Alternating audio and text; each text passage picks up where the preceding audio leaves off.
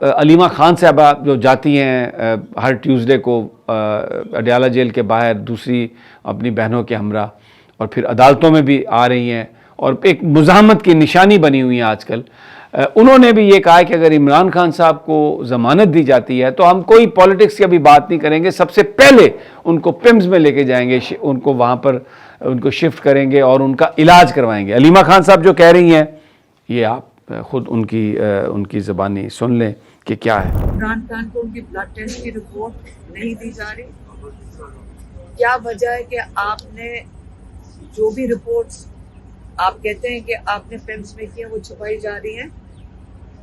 یہ ابھی آپ کا خیال ہے کہ یہ قصہ ختم نہیں ہوا، یہ ابھی شروع ہوا ہے؟